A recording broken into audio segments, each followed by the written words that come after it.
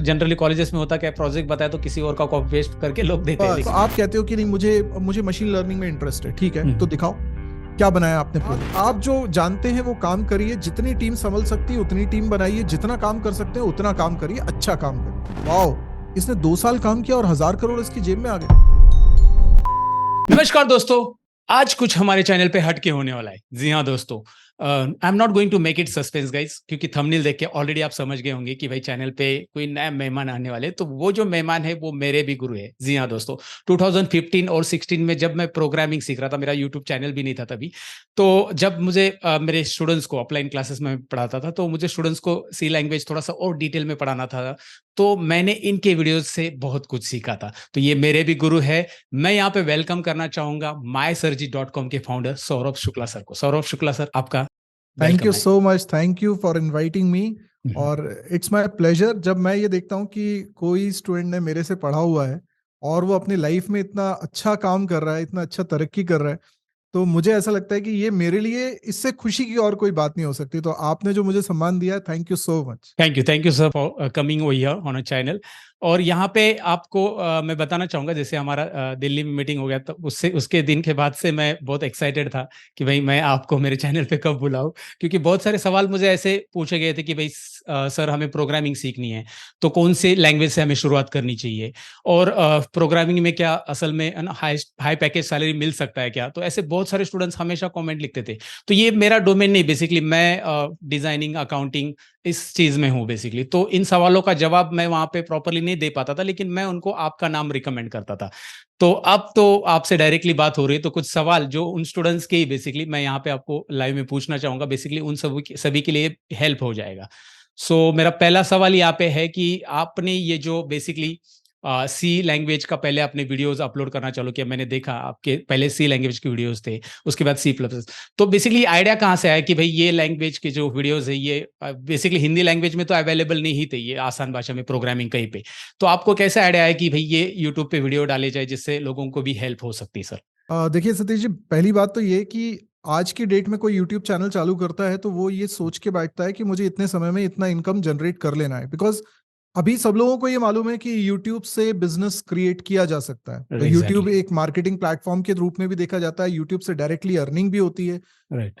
तो आज की डेट में जनता बहुत स्मार्ट है। जो यूट्यूब में स्टार्ट हो रही है वो पूरे गैजेट्स लेकर, उनके सब गियर्स होते हैं उन लोगों के पास, और कई बार तो वो टीम से स्टार्ट करते हैं, मतलब पहले दिन से उनके पास टीम होती है। लेकिन मैंने जब स्टार्ट किया था 2014 में, तब यूट्यूब के बारे में कि इससे पैसा भी कमाया जा सकता है, ये भी एक स्ट्रीम हो सकती है जिसको करियर के लिए चूज किया जा सकता है, ऐसी कोई जानकारी आसपास थी नहीं। और मैं भोपाल शहर को बिलोंग करता हूँ, तो यहाँ पर तो और मुश्किल थी बात, क्योंकि शायद ही कोई यूट्यूबर उस समय ऐसा नाम था यहाँ पर। तो मुझे ये तो नहीं मालूम था कि यूट्यूब से पैसा आएगा, या वो मोटिव रहा ही नहीं उस समय जब स्टार्ट किया था। शायद आज मैं स्टार्ट करता तो मैं ये सोचता कि इससे बिजनेस क्रिएट करना है। राइट। वो तो इवेंचुअली हो गया। मेन चीज ये थी कि मुझे टीचिंग पसंद थी, और मैं ओके। ऑलरेडी कोचिंग इंस्टीट्यूट में पढ़ा रहा था। राइट। और मुझे ऐसा लगा यूट्यूब पर कि यार मैं भी अपना वीडियो अपलोड करता हूँ, किसी को तो बेनिफिट होगा, कोई तो देखेगा। मुझे सरप्राइजिंग ये लगा कि बहुत सारे लोगों को बेनिफिट हुआ, और उस समय वाकई में हिंदी में कंटेंट ना के बराबर अवेलेबल था, और जो राइट। था भी वो उतना क्वालिटी का नहीं था, पूरा नहीं था। तो उस समय जब मैंने हिंदी में कंटेंट डाला, तब मुझे रियलाइज हुआ कि इंडिया में इतने सारे लोग हैं जो अच्छी एजुकेशन नहीं पा रहे, राइट। और वो लोग चाहते हैं कि उन्हें ये सब सीखने को मौका मिले, और वो सिर्फ नहीं सीख पा रहे, इस वजह से उनका करियर नहीं बन पा रहा है, और ये बहुत बुरा हो रहा है। मतलब हम राइट। राइट। कहते हैं कि भारत में सबसे ज्यादा युवा आबादी है, राइट। राइट। तो भारत को तो बहुत आगे होना चाहिए। तो वो क्यों नहीं हो पा रहा? क्योंकि मेन स्ट्रीम से कई लोग जुड़ ही नहीं पा रहे। तो मुझे लगा कि अगर मैं ये कंटेंट फ्लोट करता हूँ मार्केट में, और इससे कई लोगों को इंस्पिरेशन मिलती है, तो कितना बढ़िया होगा। तो बस ये सोच के मैंने चैनल चालू किया। इवेंचुअली बिजनेस बन गया, वो एक बात सेकेंडरी है। राइट। बढ़िया। सर बेसिकली आपने जब भी कंटेंट डालना चालू किया तो कोई मोटिव नहीं था कि भाई यूट्यूब से अर्निंग हो, बस आपका पैशन था इसलिए आपने अपलोड किया। और वही एक्चुअली जब हम मैं मेरा बात बताता हूँ कि मैंने जब सर्च किया कि भाई सी लैंग्वेज मुझे सीखना है, तो मैंने बहुत सारे वीडियो देखे, लेकिन जो आपका तरीका है ना समझाने का, वो मुझे एकदम मतलब बोलते हैं ना छू गया कि भाई यार इनकी तरह कुछ है ना, मुझे समझना है बेसिक चीजों को, इनकी तरह मुझे एक्सप्लेन करना है। जो सी लैंग्वेज में अलग अलग चीजें होती है, जैसे वेरिएबल क्यों हम यूज करते हैं, डेटा टाइप्स क्या होता है, इनको आपने एकदम डिटेल में एक्सप्लेन किया था, जो मुझे कहीं पे नहीं मिल रहा था।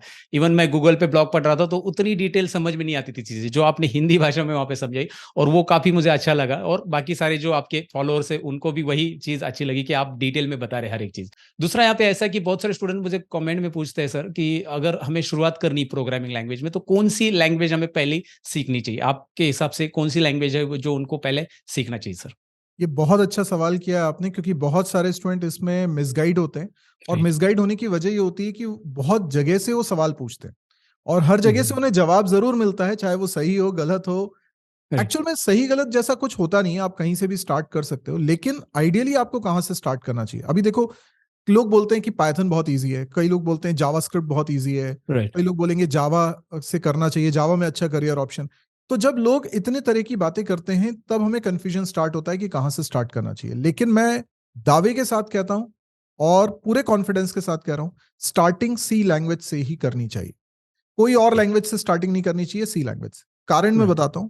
हिस्टोरिकली अगर हम देखें तो टाइमलाइन में इन सब में जो मॉडर्न एरा की सारी प्रोग्रामिंग लैंग्वेजेस को देख ले, तो सबसे पुरानी लैंग्वेज है सी लैंग्वेज। तो जब राइट। आप सी लैंग्वेज को पढ़ते हैं तो वहां पे आपको प्रोग्रामिंग के कोर कॉन्सेप्ट समझ में आते हैं कि वो वैसे क्यों बने हैं, और फिर हमें इवेंचुअली पता चलता है कि उसमें क्या कमियां रह गई।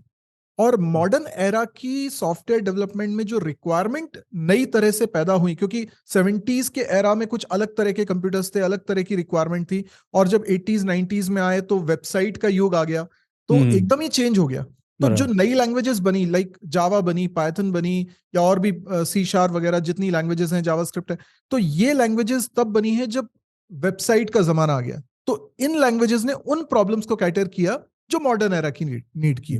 तो राइट। जब हम सी लैंग्वेज से जर्नी स्टार्ट करते हैं तो हमें पता चलता है कि सी लैंग्वेज में ये मॉडर्न एरा वाले कई काम क्यों मुश्किल है, और वहां पे क्या कमी है। तो इवेंचुअली फिर हमें उसकी अगली लैंग्वेज मिलती है सी प्लस प्लस, वो हमें पढ़ना चाहिए। तो हमें पता चलता है कि अच्छा, बड़े सॉफ्टवेयर को मैनेज करने के लिए ऑब्जेक्ट ओरिएंटेड टेक्नोलॉजी मेथोडोलॉजी क्या चीज है। ओके। और फिर हम धीरे धीरे आगे बढ़ते हैं टाइमलाइन में, तो फिर हम जावा तक पहुंचते हैं, पाइथन करते हैं, जावास्क्रिप्ट करते हैं। तो हमें पता चलता है कि अच्छा, जावा में मेमोरी मैनेजमेंट खुद हो रहा है, सी शार्प में खुद हो रहा है, या जावास्क्रिप्ट में अपने आप हो रहा है, या पाइथन में अपने आप हो रहा है। लेकिन सी सी प्लस प्लस में तो हमें करना पड़ता था, तो वहां कैसे करते थे वो भी पता चला, और वहां पे उससे क्या दिक्कतें होती थी वो भी पता चला। और फिर पता चला कि यहां पर ये चीजें क्यों ऑटोमेटिकली कर दी गई। तो जब हम ऐसे आगे बढ़ते हैं तो हमारे फंडामेंटल्स बहुत स्ट्रांग होते हैं। तो ओके। मैंने ये देखा है, जिसने सी सी प्लस प्लस पढ़ने के बाद जावा पाइथन पढ़ा है, उसके प्रोग्रामिंग कॉन्सेप्ट ज्यादा बेटर हुए। तो जर्नी की स्टार्टिंग नो डाउट सी लैंग्वेज से करनी है। बहुत बढ़िया, बढ़िया। Thank you very much for this answer. ये अभी लोगों को एक बात मिल जाएगा कि भाई शुरुआत कहाँ से करनी है। जो लोग अभी प्रोग्रामिंग की तरफ जिनका इंटरेस्ट है, वो लोगों को समझ में आया कि मुझे चालू कहाँ से करना है बेसिकली। अब दूसरा सवाल यहाँ पे कि बहुत सारे लोग अभी भी उनको आइडिया नहीं कि भाई जो बड़े बड़ी कंपनीज है, जैसे कि गूगल हो गया या फिर फेसबुक हो गया, अमेजोन हो गया, नेटफ्लिक्स हो गया, जिसे हम फैंग कहते हैं, तो ये सारी जो कंपनीज है इसमें जो इंटरव्यूज होते हैं उनके लिए क्या प्रिपरेशन करना चाहिए अगर वो उस फील्ड में जा रहे हैं, प्रोग्रामिंग फील्ड में जा रहे हैं बेसिकली। तो उसके लिए क्या प्रिपरेशन करना चाहिए आपके हिसाब से, क्या स्टेप्स होने चाहिए जो है ना इस इन पर्टिकुलर कंपनीज के इंटरव्यू अगर देने, क्रैक करने इंटरव्यू बेसिकली, तो आप क्या कहना चाहोगे इसके ऊपर? मेरे काफी सारे स्टूडेंट्स हैं जो इन कंपनीज में प्लेस्ड हुए हैं, जो लोगों की ड्रीम कंपनीज होती हैं, और यस। उनसे बातचीत करने के बाद जो मेरा एक्सपीरियंस कहता है, ये कंपनीज हमेशा कोर वैल्यूज को ज्यादा इंपॉर्टेंस देती हैं रेदर देन जो नई नई ट्रेंडिंग टेक्नोलॉजीज चल रही होती है। जैसे आज की डेट में हम सुनते हैं आर्टिफिशियल इंटेलिजेंस, मशीन लर्निंग, बहुत सारे टर्म्स सुनते हैं। नो डाउट ये हमारे जीवन को बहुत बदलने वाले हैं, लेकिन इनके कोर में भी जब हम जाते हैं तो ये चीजें जब डेवलप हो रही है ना, तो हमें फंडामेंटल्स ही काम आ रहे हैं। जब हम राइट। सिस्टम लेवल की प्रोग्रामिंग की बात करते हैं तब भी हमें फंडामेंटल्स की जरूरत पड़ती है। हम सॉफ्टवेयर इंजीनियरिंग में जाते हैं तो हम फ्रेमवर्क बना रहे हैं, हम कुछ प्रोग्रामिंग लैंग्वेज बना रहे हैं, हमें जरूरत है अच्छी प्रोग्रामिंग स्किल की, राइट। एफिशिएंट प्रोग्रामिंग कर सके। और इसके लिए डेटा स्ट्रक्चर सबसे ज्यादा इंपॉर्टेंट सब्जेक्ट है। आप देखेंगे चाहे गूगल हो, फेसबुक हो, या अमेजॉन हो, या उबर हो, नेटफ्लिक्स हो, ये कंपनीज अपने इंटरव्यू में 80% या कोई कोई तो 100% क्वेश्चंस केवल डेटा स्ट्रक्चर से पूछते हैं। ओके। तो अगर वो प्रोग्रामिंग प्रॉब्लम भी दे रहे हैं कि ये प्रोग्राम बनाओ तो उसमें डेटा स्ट्रक्चर लग रहा है, या तो वो थ्योरेटिकल क्वेश्चंस पूछ रहे हैं तो भी वो डेटा स्ट्रक्चर आ रहा है, और नहीं तो फिर प्रोग्रामिंग प्रॉब्लम भी दे रहे हैं तो वो डेटा स्ट्रक्चर उसमें आ रहा है। एक चीज तो ये लगेगी। दूसरी चीज ये लगती है कि आपने क्या प्रोजेक्ट वर्क किया, बिकॉज इन कंपनीज को एक नॉर्मल एम्प्लॉय नहीं चाहिए, एक पैशनेट प्रोग्रामर चाहिए। तो जो पैशनेट प्रोग्रामर है वो कैसे बोलेगा कि मैं, लोग क्या बोलते हैं कि मुझे जॉब दे दीजिए मैं बहुत मेहनत करूंगा, ये सब बोलते हैं, इससे कुछ नहीं होना है। मेहनत तो सब करने का बोलते हैं, लेकिन एक्चुअल में आपका पैशन है कि नहीं है, तो वो कैसे साबित करोगे आप? वो साबित करोगे आप जब आप कुछ प्रोजेक्ट वर्क दिखाओगे कि मुझे, मेरे को पैशन है अगर प्रोग्रामिंग, तो क्या बनाया क्या है आपने, वो बताओ। कॉलेजेस में जनरली कॉलेजेस में होता क्या, प्रोजेक्ट बताया तो किसी और का कॉपी पेस्ट करके लोग देते हैं, लेकिन खुद वो नहीं क्योंकि करते। हम एक फॉर्मेलिटी कंप्लीट कर रहे होते हैं, तो वो पैशन नहीं हो सकता क्योंकि वो फॉर्मेलिटी आपके लिए। फॉर्मेलिटी, तो जो पैशन होगा ना उसके लिए आप एक्स्ट्रा एफर्ट डालते हो, जो करिकुलम में भी नहीं है वो भी पढ़ रहे होते हो। तो आप कहते हो कि नहीं मुझे मशीन लर्निंग में इंटरेस्ट है, ठीक है, तो दिखाओ क्या बनाया आपने प्रोजेक्ट, क्या सोचा आपने, इसका यूटिलाइज करके क्या इनोवेशन किया आपने जिससे लोगों को फायदा होने वाला है। तो जब इस तरह का कुछ आप बनाते हो तो इससे उन्हें जो सोच पता चलती है वो इंटरव्यू लेके भी नहीं पता चलेगी। इंटरव्यू में 10 सवाल कर ले नहीं पता चलेगा, लेकिन अगर ये प्रोजेक्ट के बारे में वो बात करेंगे ना तो उन्हें आपके बारे में इतनी बातें पता कि आपका थॉट प्रोसेस कैसा है, आप प्रॉब्लम्स को सॉल्व करने के लिए क्या सोचते हो। तो ये जो बारीक बातें पता चलती हैं प्रोजेक्ट से पता चलती हैं। तो अगर एक चीज बोलूं मैं डेटा स्ट्रक्चर, दूसरी चीज मैं बोलूं प्रोजेक्ट, और तीसरी चीज जो मैं कहता हूं 5% रोल होगा उसका, वो है सिस्टम डिजाइन। सभी लोग इस पे इतना ज्यादा स्ट्रेस नहीं देते हैं, लेकिन हाँ ये भी है, लेकिन ये तीसरे नंबर पे सिस्टम डिजाइन। अगर आपसे बोला जाए कि इंस्टाग्राम जैसा एक एप्लीकेशन क्रिएट करनी है, तो उसमें वो कई सारे कंस्ट्रेंट लगा के एक सिचुएशन क्रिएट करेंगे और बोलेंगे इसके लिए आप कैसे प्लानिंग करोगे, कैसे आप सिस्टम डिजाइन करोगे। तो वो जो बातें रहती हैं उससे भी बहुत कुछ समझ पता चलती है टेक्नोलॉजी की कि स्टूडेंट को है कि नहीं है। मतलब आपके बेसिकली प्रोग्राम का फ्लो क्या रहेगा अगर आप उसे आउटपुट देना चाहते तो बेसिकली वो, हाँ नहीं, उससे भी बड़े हटके हम पूरा प्रोजेक्ट कैसे कर रहे हैं। अच्छा, पूरा प्रोजेक्ट का स्ट्रक्चर। मान लीजिए अगर साइट पे ट्रैफिक इतने अमाउंट का आना है, ज्योग्राफिकल इस लोकेशन पे हम चाह रहे हैं कि ये ट्रैफिक हैंडल हो पाए। बहुत सारी चीजें हो सकती हैं कि जैसे किसी प्रोजेक्ट में है अपलोडिंग टाइम अच्छा चाहिए है। कई सारी ऐसी चीजें हो सकती हैं जो टेक्निकल इंक्लूड होती हैं। मतलब it is not only about coding, it is about building a complete system rather than just solving a programming problem. So system design, you are designing a system so that कि वो high traffic पे भी बहुत अच्छा perform कर सके, तो business गोल को अचीव कर सके इन शॉर्ट। तो सर का कहना है दोस्तों कि बड़ी कंपनीज में अगर आपको जाना है तो उससे पहले आपको प्रिपरेशन करना है कि भाई डेटा स्ट्रक्चर आपका प्रॉपर रहना चाहिए, क्योंकि डेटा स्ट्रक्चर पे मैक्सिमम क्वेश्चंस, मैक्सिमम प्रिपरेशन आपका होना चाहिए, तभी वो आप वहाँ पे क्रैक कर पाओगे। दूसरा है आपको एक कॉलेजेस में आपका एक अच्छा प्रोजेक्ट बिल्ड करना चाहिए। आपका पैशन है तो आप प्रोजेक्ट बना सकते हैं, राइट। किसी और का प्रोजेक्ट दिखा के तो कुछ होने वाला नहीं है, क्योंकि आपको उस प्रोजेक्ट के इनसाइड भी पता नहीं रहेंगे कि भाई आपने किसके लिए क्या यूज किया है, राइट। बैक एंड के लिए क्या यूज किया है, फ्रंट एंड के लिए क्या यूज किया है, तो आपने खुद बनाया नहीं ना उसे, राइट। और तीसरा है कि आपको एक प्रोग्राम का पूरा प्रोसेस पता रहना चाहिए। आपको कोई भी टास्क दिया तो वो आप बता सकते हैं कि भाई ये प्रोजेक्ट में ऐसा एग्जीक्यूट कर सकता हूँ। तो ये चीजें सर ने हमारे साथ शेयर की and that is very important. Next सवाल मेरा ये रहेगा सर आपसे कि ये जो प्रोग्रामिंग आजकल ऑनलाइन एंड ऑफलाइन कंपटीशन चल रहा है, तो ऑनलाइन सीखना अच्छा रहेगा या ऑफलाइन? ये बेसिकली मैं इसलिए पूछना चाहता हूँ क्योंकि मेरा भांजा जो है वो एक्चुअली BSc वो उसी फील्ड में है। तो उसने बोला कि मामा मैं यहाँ पे क्लासेस लगाता हूँ ऑफलाइन में। मैंने उसे रिकमेंड किया कि ऑफलाइन में जो आप टाइम वेस्ट करोगे ना उससे अच्छा आप ऑनलाइन सीख लो। जाओ mysurgery.com पे जाओ और वहाँ पे सारे वीडियोस फ्री में पड़े, तो वहाँ से सीखो। उनके लाइव बैचेस भी चलते हैं, वो भी अटेंड कर सकते हैं आप। तो आपके हिसाब से क्या अच्छा रहेगा, मतलब ऑफलाइन सीखना अच्छा रहेगा या ऑनलाइन? जैसे हम कह सकते हैं कि ऑफलाइन सीखना एक पुरानी सोच है और ऑनलाइन एकदम नई चीज आई है अभी, और खास तौर पे कोविड के दौरान सब लोगों ने इसको एक्सपीरियंस भी कर लिया। राइट। अब कुछ लोगों के एक्सपीरियंसेस अच्छे रहे, कुछ लोगों के बुरे रहे, क्योंकि कुछ लोगों ने ऑनलाइन में क्या हुआ, स्कूल में क्लासेस अटेंड करी, कॉलेज में क्लासेस अटेंड करी, तो उन लोगों का एक्सपीरियंस थोड़ा सही नहीं रहा, क्योंकि उन्हें लगा कि इसमें मजा नहीं आ रहा है, इसमें उतना परफॉर्मेंस भी नहीं आ रही है, इंटरेक्शन भी नहीं हो रहा है, बहुत सारी दिक्कतें उन्हें फेस करनी पड़ी। लेकिन मैं बताऊं, जो लोग पैशनेटली ऑनलाइन पढ़ा रहे हैं वो लोग प्रॉपर सर्विसेज दे रहे हैं, तो आप उसे अपने ऐसे एक्सपीरियंसेस से कंपेयर मत करिए जो कि आपका हार्ड एक्सपीरियंस रहा है। मेन बात यह है कि अगर आप ऑनलाइन कोई कोर्सेज करते हैं तो ये ऑफलाइन के मुकाबले कई कारण से बेटर है। जैसे मैंने तो ऑफलाइन में भी पढ़ाया हुआ है और ऑनलाइन में भी पढ़ा रहा हूं, तो मैं दोनों को कंपेयर कर सकता हूं। ऑफलाइन में जब कोई बच्चा मेरे पास आता था तो पहले तो वो कहीं से भी आ रहा है, आधा घंटा उसका ट्रैवलिंग टाइम है आने का, आधा घंटा जाने का, तो मतलब 1 घंटा उसका किल होना ही है। इसके पहले राइट। वो कॉलेज भी जा चुका है, तो कॉलेज का टाइम भी उसने दिया होगा, एग्जॉस्ट हो चुका होगा, पता नहीं कितना रेस्ट किया, उसके बाद वो कोचिंग आ गया।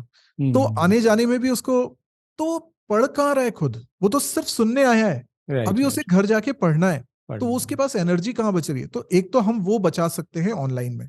राइट। दूसरी बात यह है कि ऑनलाइन में आपको वो सर्विसेज मिल पाती हैं जो ऑफलाइन में नहीं मिल पाती। जैसे आपने क्लास अटेंड करी ऑफलाइन में, तो क्लास का आपको कितना परसेंट याद रहेगा? आप नोट भी कर रहे थे तो भी कितना याद रहेगा? 80%, 70%।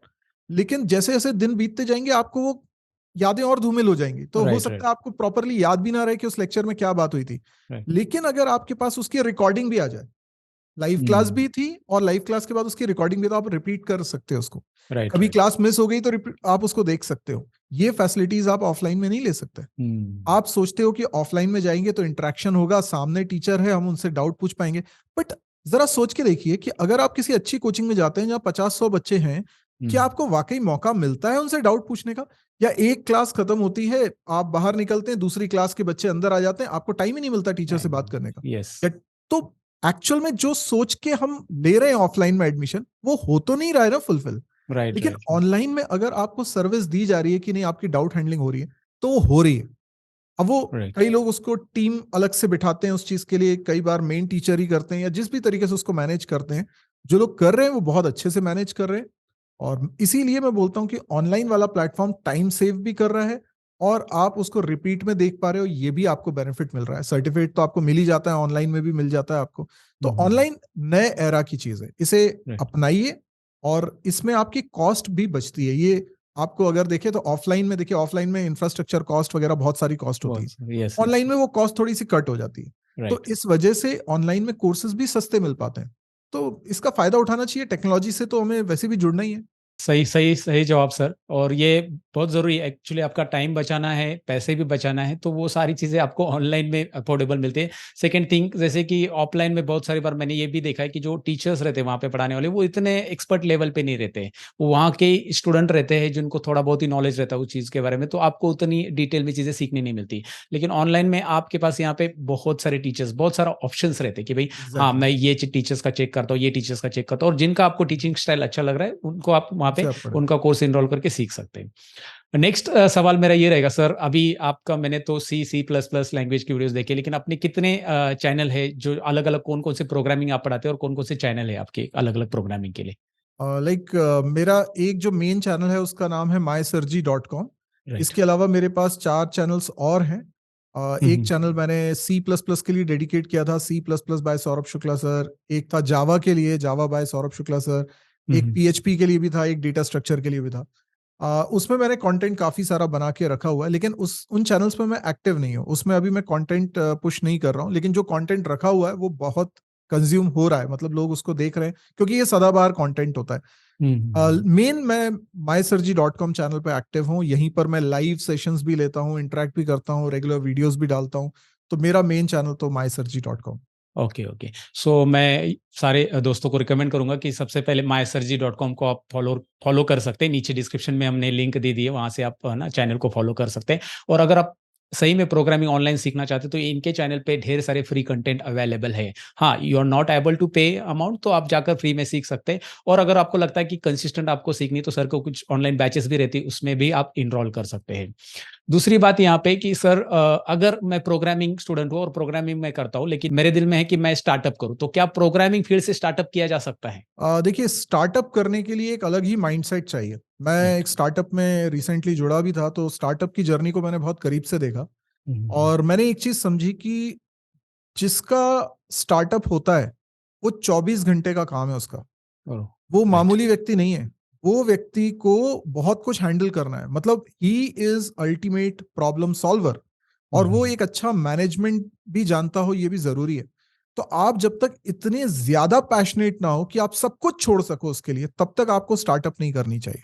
एग्जैक्टली। स्टार्टअप वाली लाइन में अगर आपको जाना है, तो आप ये सोचो कि कोई रिश्ता मेरे लिए इंपॉर्टेंट नहीं है, कुछ मेरे लिए इंपॉर्टेंट नहीं है, काम मेरे लिए इतना ज्यादा इंपॉर्टेंट है, मैं सब चीजों को साइड में रख सकता हूँ। राइट। ना मैं किसी शादी में जा रहा हूँ, ना किसी पार्टी में जा रहा हूँ, मेरे लिए पहला काम बस यही है। पहली पहली रिक्वायरमेंट ये है। हाँ, दूसरा ये है कि कभी भी जब स्टार्टअप लोग करते हैं, मान लीजिए मेरे को कोई आइडिया आया, आइडिया सबको आते हैं देखिए, राइट। और ऐसे ऐसे आइडिया आते हैं कि सर ये आइडिया तो मतलब चलेगा ही चलेगा, गारंटी है। आइडिया तो सारे ही अच्छे हैं, मेन बात है उसका एग्जीक्यूशन, और वही सबसे मुश्किल बात है। तो ओके। उसमें आपको जरूरी है एक को फाउंडर। अब को फाउंडर क्यों जरूरी है? आप किसी एक जगह पर मास्टर हो सकते हैं, हो सकता है आपकी कोडिंग स्किल बहुत अच्छी हो, आप पूरा सिस्टम खुद बना लेंगे, एक सॉफ्टवेयर आप बना सकते हैं, बना मतलब सकते हो। तो राइट। जो बिजनेस का कोर होगा कि वो सॉफ्टवेयर, तो सॉफ्टवेयर आपने बना लिया, लेकिन केवल सॉफ्टवेयर ही एक चीज नहीं है ना, राइट, आपको सॉफ्टवेयर मार्केट में बेचना भी है आपको। मार्केटिंग करनी है, सेल्स राइट। करना है, आपको ऑपरेशंस देखना है, आपको ह्यूमन रिसोर्स देखना है, राइट। बहुत सारी चीजें, फिर प्रमोशन देखना है, फिर फंडिंग के लिए भी आपको जाना है, आपको डेली इन्वेस्टर्स के सामने पिच करना है। ये टाइम कहाँ से निकालोगे आप? तो आप सारा काम तो खुद नहीं कर सकते। अब अगर आप एम्प्लॉय रखोगे तो हो एम्प्लॉय के भरोसे काम नहीं कर सकते, हो सकता है वो छोड़ के चला जाए। हाँ, तो वो आपको इसलिए चाहिए को फाउंडर जिसको आप शेयर्स दोगे, और वो भी आपको अच्छे से सोचना है कि किसको बनाए को फाउंडर, क्योंकि वो भी पैशनेट होना चाहिए। तो वो जब पैशनेट होगा तो आप अपने वर्क को डिवाइड कर सकते हो, तो आप जिस पे भरोसा कर सको। इसलिए हम बोलते हैं को फाउंडर आपका बहुत अच्छा दोस्त होना चाहिए, जिस पे आप ट्रस्ट कर सकते हो। तो वो बंदा एक पोर्शन को संभाल रहा है, तब जाके आप फ्री माइंड से वो जरूरी काम कर पाओगे जो कंपनी के लिए रिक्वायर्ड है। क्योंकि हर राइट। फेज में कंपनी के लिए अलग अलग काम रिक्वायर्ड होते हैं। शुरुआत में अगर राइट। प्रोडक्ट बनाना इंपॉर्टेंट है, तो बाद में फंडिंग लाना भी उतना ही इंपॉर्टेंट हो जाता है, और बराबर। स्केल करना भी इंपॉर्टेंट हो जाता है। एक राइट। बार फंडिंग आती है तो इन्वेस्टर्स का प्रेशर आता है, तो आपको बहुत तेजी से काम करना पड़ता है। तो स्टार्टअप इज नॉट इजी। और स्टार्टअप का एक और मिथ में तोड़ना चाहता हूं। जैसे मैं पहले सुनता था कि फला कंपनी है 1200 करोड़ रुपए में बिक गई, 1000 करोड़ में बेच दी, 700 करोड़ में बेच दी। राइट। ये फिगर इतने ल्यूक्रेटिव होते हैं, इतने अपीलिंग होते हैं, लोगों को ऐसा लगता है कि वाओ, इसने 2 साल काम किया और 1000 करोड़ इसकी जेब में आ गए। ऐसा नहीं है। वो जो तुम्हें 1000 करोड़ सुनाई देता है, वो एक्चुअल में होगा 10 करोड़, 20 करोड़, 30 करोड़। तो फिर 1000 करोड़ कैसे? अरे भाई, इन्वेस्टर्स ने पैसा लगाया हुआ है, तब जाके उसकी मार्केट वैल्यू बढ़ी है। वैल्यूएशन, और यस। अगर वो आज 1000 करोड़ की हुई है, तो पता चला जो मेन ओनर था उसका, उसके पास 10% शेयर बचा है, 5% शेयर बचा है। आज आप किसी भी बड़ी कंपनी की बात कर लो जो 1000-2000 करोड़ से ऊपर की पहुंच चुकी हो, आप उसके जो सीईओ हो, उन फाउंडर्स हो, उनके नंबर ऑफ शेयर्स देखेंगे ना, तो आपको ऐसे ही मिलेगा, 5% बचा है, 10% बचा है, 2% बचा है, 1% बचा है, इतना होता है। राइट। तो एक्चुअल में वो 1000 करोड़ की अगर बिकी है, तो 1000 करोड़ का 1% मिला उसे, हालांकि वो भी राइट। बहुत अच्छा है, लेकिन वो अमाउंट मिला, और वो अमाउंट भी कैश में नहीं मिला है। हो सकता है कि कुछ जगह पर कैश में मिला हो, कुछ जगह स्टॉक डील हुई हो। राइट। तो ये जो मिथ है, जो लोग पैसा देख के स्टार्टअप करते हैं, प्लीज पैसा देख के स्टार्टअप मत करो। स्टार्टअप करो अगर तुम पैशनेट हो ये काम करने के लिए, उस जर्नी को जीने के लिए, तो तुम Right. स्टार्टअप करो, वरना मत करो स्टार्टअप। हाँ, लेकिन स्टार्टअप में भी 2 तरह के स्टार्टअप होते हैं। आप भी स्टार्टअप तो कर रहे हो, आप और यस, मैं क्या कर रहे हैं? बूटस्ट्रैप कर रहे हैं हम स्टार्टअप ही लोग। कर रहे हैं, यस। बूटस्ट्रैप है बस, ये यस। हमने फंडिंग नहीं उठाई, यस। इतना ही फर्क है। यस। सो अगर आप उस टेम्परामेंट के नहीं हो जो 24 घंटे लगे रहना चाहता है दुनियादारी को भूल के, अपने सारे रिश्तों को भूल के, वैसा नहीं करना चाह रहे हो, आप बैलेंस करना चाह रहे हो लाइफ में, अच्छा काम भी करना चाह रहे हो, इज्जत से जीना चाह रहे हो, और रात को सुकून से सोना चाह रहे हो, यस। अगर ऐसा है तो बूटस्ट्रैप बेस्ट है। यस, बूटस्ट्रैप इज आप बेस्ट एक्चुअली। बात आप जो जानते हैं वो काम करिए, जितनी टीम संभल सकती है उतनी टीम बनाइए, जितना काम कर सकते हैं उतना काम करिए, अच्छा काम करिए, एग्जैक्टली। वो बूटस्ट्रैप है। वहां पे आपने किसी से पैसा नहीं लिया, क्योंकि अगर इन्वेस्टर शामिल हुआ तो वो आपके ऊपर डंडा करता रहेगा, वो कोशिश करेगा कि आप और स्केल करो, उसके लिए आपकी नींद हराम हो जाएगी। तो राइट। राइट। आप वैसा लाइफ चुनना चाहते हो तो बिल्कुल जाओ, ऐसा नहीं है, लोग करते हैं और बहुत अच्छा करते हैं, तो वो एक अलग लाइफ है। आप अपने आप को देख के डिसाइड करोगे आपको किस लाइफ को चुनना है। राइट। राइट। एग्जैक्टली, सही सही कहा सर ने, और बहुत बढ़िया इंफॉर्मेशन यहाँ पे दी। एक्चुअली ये स्टार्टअप के बारे में आजकल यूट्यूब पे आपने बहुत सारे वीडियोस भी देखे होंगे दोस्तों, और ये सब चलता रहता है, लेकिन आपको एग्जैक्टली समझना है कि भाई स्टार्टअप आपका पैशन है तो आप उस चीज में जा सकते हैं, और पैशन नहीं है तो आप बूटस्ट्रैप भी कर सकते हैं, एज अ फ्रीलांसर भी आप अपनी जर्नी स्टार्ट कर सकते हो, बाद में बूटस्ट्रैप में कन्वर्ट हो सकते हैं। तो ऐसी बहुत सारी चीजें। अब यहाँ पे नेक्स्ट सवाल मैं पूछना चाहूंगा, बहुत सारे लोग ये कंफ्यूज रहते हैं कि भाई मैं 10th के बाद प्रोग्रामिंग सीखना स्टार्ट करूँ, 12th के बाद सीखना स्टार्ट करूँ, या ग्रेजुएशन के बाद? मेरा तो कॉमर्स स्टूडेंट है, क्या मैं प्रोग्रामिंग सीख सकता हूँ? तो बेसिकली कौन से एज से हम प्रोग्रामिंग सीख सकते हैं? और स्ट्रीम, अगर स्ट्रीम मैटर करता है कि बेसिकली, मतलब मैं कोई भी स्ट्रीम से हूँ तो क्या मैं प्रोग्रामिंग में अपना करियर बना सकता हूँ? अभी मैंने कुछ दिन पहले एक वीडियो अपलोड किया था जिसमें जो प्रधानमंत्री थे हैं बल्कि अभी सिंगापुर के, उन्होंने सुडोकू का प्रोग्राम बना के अपलोड करा था फेसबुक पे।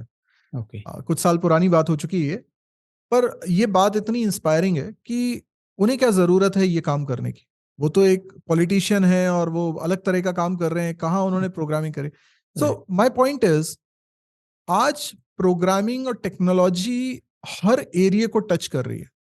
सो जिस तरीके से आप एक छोटे बच्चे को पढ़ाई के साथ साथ कुछ एक्स्ट्रा करिकुलम एक्टिविटीज में लगाना चाहते हो, आप चाहते हो कि उसके अंदर कुछ हॉबीज डेवलप हो, कुछ एक्स्ट्रा भी वो सीखे, हर माँ बाप अपने बच्चों के लिए चाहते हैं। Programming is must. चाहे आपको डॉक्टर बनना हो, प्रोग्रामिंग आनी चाहिए। आपको अकाउंटेंट बनना है तो भी आपको प्रोग्रामिंग आनी चाहिए। आप कोई भी काम करते हो, आपको पता होना चाहिए प्रोग्रामिंग क्या होती है। हो सकता है आप उसमें करियर ना बना, हो सकता है उसमें आप मास्टरी ना लो, सबको प्रोग्रामिंग सीखनी है। एक हाउसवाइफ है, उसको भी प्रोग्रामिंग आनी चाहिए, हर व्यक्ति को आनी, क्योंकि आज भारत देश जिस मुकाम पे पहुंचा है उसमें सॉफ्टवेयर इंडस्ट्री का बहुत बड़ा रोल है। यस। तो जैसे एक समय हम सुनते थे जापान के बारे में कि घर घर में घड़ियां बनती हैं, बचपन में मैं ये काफी सुनता था, घर घर। उसका सेंस ये था कि उन्होंने इस क्षेत्र में इतना काम कर लिया कि हर दूसरा व्यक्ति ये काम में जुड़ा हुआ है। तो देश जिस फील्ड में अपॉर्चुनिटी हासिल कर रहा है वो चीज तो हमें आनी चाहिए। और जैसे एक समय ऐसा था, कंप्यूटराइजेशन जब होना स्टार्ट हुआ था, तब लोगों को, जो एल्डर जनरेशन थी, उनको कंप्यूटर्स चलाना नहीं आता था, तो उनकी जॉब खतरे में आ गई थी। उनको ऐसा लगता था कि हमें जॉब से निकाल दिया जाएगा अगर हमें कंप्यूटर चलाना नहीं आएगा। तो हमें मार्केट में जो नया चल रहा है उसके हिसाब से भी अपने आप को अडेप्टिव बनाना पड़ेगा। तो प्रोग्रामिंग हर किसी को सीखना है। और मैं आपको एक बहुत अच्छी बात बताता हूँ। मेरे पास सबसे कम उम्र का जो बच्चा आया है वो 4th क्लास का बच्चा है। ओहो। और उसने भी कॉलेज के बच्चों के साथ बैठ के ही पढ़ाई करी। और सबसे ज्यादा उम्र का जो व्यक्ति आया वो 65 साल के व्यक्ति। इस रेंज में लोग प्रोग्रामिंग सीखते हैं। और यकीन मानिए, प्रोग्रामिंग सीखने की कोई उम्र नहीं है। इस बात से भी कोई फर्क नहीं पड़ता कि पहले कभी हमारा कंप्यूटर बैकग्राउंड रहा कि नहीं रहा। आप प्रोग्रामिंग से कभी भी अपनी जर्नी स्टार्ट कर सकते हैं। और जैसा कि मैंने कहा, अगर करियर बनाने की बात आ रही है तो अपॉर्चुनिटीज इस फील्ड में सबसे ज्यादा हैं। इसलिए हर स्ट्रीम के व्यक्ति को प्रोग्रामिंग लैंग्वेज एक हद तक तो सीखनी ही सीखनी है। इनफैक्ट इंजीनियरिंग में हम देखते हैं, सिविल ब्रांच है, मैकेनिकल ब्रांच है, उतना कैंपस प्लेसमेंट नहीं हो रहा उनका, नहीं होता। तो वो क्या करते हैं, वो लोग सी सीखते हैं, C++ सीखते हैं और फिर सॉफ्टवेयर इंडस्ट्री में ही आते हैं फाइनली। तो इट्स बेटर कि आप जितनी जल्दी जाग जाएं। हाँ, 10th के जो आपने बोला था कि 10th के बाद, मैं बोलूंगा अगर आप इंजीनियरिंग एग्जाम की तैयारी कर रहे हैं तो आपके पास इतना समय नहीं होगा कि आप प्रोग्रामिंग लैंग्वेज को बहुत ज्यादा टाइम दे सकते हैं। तो 10th के बाद ये चैलेंजिंग हो जाता है क्योंकि आपको इसमें टाइम तो देना पड़ेगा। इट्स बेटर कि आप 10th से पहले कम से कम एक लैंग्वेज पे फोकस कर लें, स्टार्ट कर लें। 8th 9th में आप इस चीज को सीखें और कम से कम 1 या 2 प्रोग्रामिंग लैंग्वेज आप वहां पे लर्न कर लें। तो होगा ये कि आप जब 11th 12th में नहीं भी पढ़ेंगे उस चीज को तो भी वो आपके लिए नई नहीं होगी, आपने सीखी हुई होगी। तो कॉलेज में आने के बाद आप उस पर कंफर्टेबल रहोगे। तो बहुत बढ़िया जवाब दिया सर आपने, और बहुत सारे सवालों के जवाब यहाँ पे क्लियर हो गए। ये इंटरव्यू खत्म ही ना हो, ऐसा ऐसा मुझे लगता है बेसिकली। बट अभी क्या होता है, टाइम बाउंड रहता है। और फिर से मैं सर को फिर से इनवाइट करूंगा। आपके जो भी सवाल रहेंगे आप कमेंट सेक्शन में पूछ सकते हैं सर से रिलेटेड। तो सर फिर से हमारे साथ लाइव रहेंगे। अभी सर हमसे जुड़े हैं तो मैं उनको बुलाऊंगा कि सर बहुत सारे स्टूडेंट्स की ये भी सवाल है, तो एक और इंटरव्यू सर से मैं कंडक्ट करूंगा। सर आप आएंगे ना जरूर? अरे मैं बिल्कुल आऊंगा, मुझे जितनी बार आप बोलेंगे मैं उतनी बार आऊंगा। मुझे Thank you. खुशी होती है पब्लिक में इंटरेक्शन करने में। और जब स्टूडेंट्स अपने करियर के लिए इतने सजग होते हैं तो उनको बताना तो मतलब ये ही मेरा काम है, यही तो कर्तव्य है हमारा। आप इतना अच्छा काम कर रहे हैं, मैं देख रहा था आपके कंटेंट को भी, तो आपने बहुत सारी ऐसी माइन्यूट स्किल्स पे काम करना शुरू किया है। एक कोर्स भी कोई आपका लेता है ना, जैसे कोई टैली को पढ़ता है या हो सकता है फोटोशॉप को देखता है या एक्सेल को देखता है, ये सब जॉब ओरिएंटेड कोर्सेज है। यस। और इन चीजों को स्कूल में रहते हुए भी सीखा जा सकता है। मतलब मैं ये कोर्सेज नहीं पढ़ाता हूँ, आप इन चीजों को पढ़ा रहे हैं, तो मैं देखता हूँ कि अगर ये कोई कोर्स करता है तो उसने एक ऐसी स्किल सीख ली है जिससे वो अर्निंग स्टार्ट कर सकता है। एग्जैक्टली। हमारे यहाँ एक सबसे बड़ी दिक्कत क्या है, पैसा कमाना नहीं सिखाया जाता, ना स्कूल में ना कॉलेज में। हमें पढ़ाया जाता है, फैक्ट्स पढ़ाए जाते हैं, लेकिन हमें पैसा कमाना नहीं सिखाया जाता। सर्टिफिकेट लेने के लिए पढ़ाया जाता यस। था। और मैं ये कहता हूं हर Yes, yes. इंसान को पैसा कमाना आना चाहिए। ये हमारी देश में होता है कि बच्चा 25 साल का 30 साल का हो गया है और अभी तक माँ बाप ही उसका खर्चा उठा रहे हैं, ये हमारी देश में होता है। Yes. ऐसा कहीं नहीं होता। आप 9th-10th के बाद ही इन स्किल्स को सीखें। कोई भी जो आपकी पसंदीदा स्किल हो आप उसको सीखें, और सीखने के बाद अर्निंग करने की कोशिश करें। आजकल तो ऑनलाइन ही आपको फ्रीलांस करने का मौका मिलता है। आप अपने जरूरत के हिसाब से, जितनी आपकी कैपेसिटी उस हिसाब से काम मार्केट से उठाइए, आप काम करके दीजिए, आपको उसका पेमेंट मिलता है, आपकी यस, पॉकेट मनी निकलती है, क्या जा रहा है। और राइट एक राइट, कॉन्फिडेंस डेवलप होता है कि हाँ मैं पैसा कमाना जानता हूँ, जॉब यस, मिलेगी तो ठीक है, नहीं तो मैं पैसा तो कमा ही लूंगा। कमा ही लूंगा, यस। तो गोल तो ऑटोमेटिकली हो रहा है वहां पे फिक्स, ऐसा है। बिल्कुल बिल्कुल। क्योंकि तो मैं जो, आपको बधाई दूंगा हाँ, कि आप जो कोर्सेज करा रहे हैं ये बहुत इंपॉर्टेंट कोर्सेज हैं, और ये स्किल मतलब कोई प्रोग्रामिंग की फील्ड में भी जा रहा है, और अगर इसमें से 4 स्किल उसने सीखी हैं, ये उसको हमेशा काम आएंगी। Right right, thank you very much sir for this. और आपको मैं बहुत धन्यवाद देना चाहूंगा, क्योंकि आपके जो सी लैंग्वेज और C++ है, वहां पे मैंने जो लॉजिक सीखा ना प्रोग्रामिंग का, उसके चलकर आज मैं एक्सेल VBA में मास्टर बन चुका हूँ। और एक्सेल विजुअल बेसिक एप्लीकेशन जो आपको पता रहेगा, जो हम जिसमें ऑटोमेशंस तैयार करते हैं, एडिंग्स बनाते हैं, एक्सेल में काम फास्ट करते हैं बेसिकली। तो वो राइट। सारी चीजें मैंने आपके उस लैंग्वेज के लॉजिक की वजह से सीखा, क्योंकि मुझे पता नहीं था यार डेटा टाइप्स क्या होता है, ये क्या होता है, वो क्या होता है। मतलब मैं ऑलरेडी उस पर्टिकुलर बैकग्राउंड से हूँ, मैंने BCA ड्रॉप आउट किया है, 2 साल मैंने BCA किया, फाइनेंशियल रीजन से छोड़ दिया मैंने। मैं जॉब करूँ या BCA करूँ, ऐसा मेरे पास सिचुएशन था, तो मैंने छोड़ दिया। लेकिन वहां पे इतनी चीजें क्लियर नहीं हुई थी जो आपके लैंग्वेज में, आपके वीडियोज से मुझे मिली, आप जो सी लैंग्वेज में सिखाते उससे मिली। तो बेसिकली मैं सबको रिकमेंड करना चाहूंगा कि नीचे लिंक मैंने दी है डिस्क्रिप्शन में, और सर का चैनल अभी आप चेक कर सकते हैं अगर आपको प्रोग्रामिंग फील्ड में जाना है। और इनफैक्ट क्या जाना है, सर ने तो कहा है कि भाई कोई भी प्रोग्रामिंग सीख सकता है, और सबको प्रोग्रामिंग की आइडिया होनी चाहिए, उसके लॉजिक समझनी चाहिए, क्योंकि आजकल हर एक जगह पे आपको प्रोग्रामिंग दिखाई दे रहा है। टीवी का रिमोट में प्रोग्रामिंग है, आपके ओवन में प्रोग्रामिंग में, सब में प्रोग्रामिंग है दोस्तों। तो आपको एटलीस्ट, है ना कोई लैंग्वेज वहां पे सीखनी बहुत जरूरी है। So thank you very much sir again. और आखिरी मैसेज कुछ आप देना चाहेंगे तो आप दे सकते हैं। मैं सभी लोगों को यही कहना चाहता हूँ कि हमारे जीवन को सुधारना हमारी पहली जिम्मेदारी है।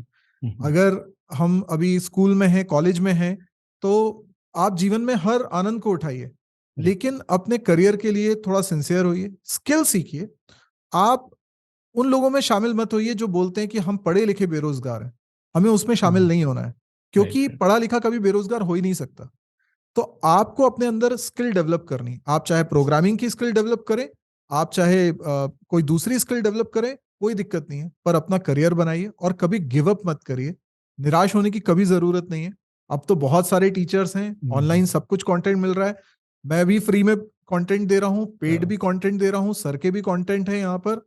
जिससे आपको पसंद आता है ना उसका देखिए, हम दोनों का नहीं, किसी तीसरे का देखिए, लेकिन अपना करियर बनाइए। बस स्किल ऑल द सीखना बहुत बेस्ट टू ऑल जरूरी ऑफ है। You. Yes, thank you very much for joining with us sir.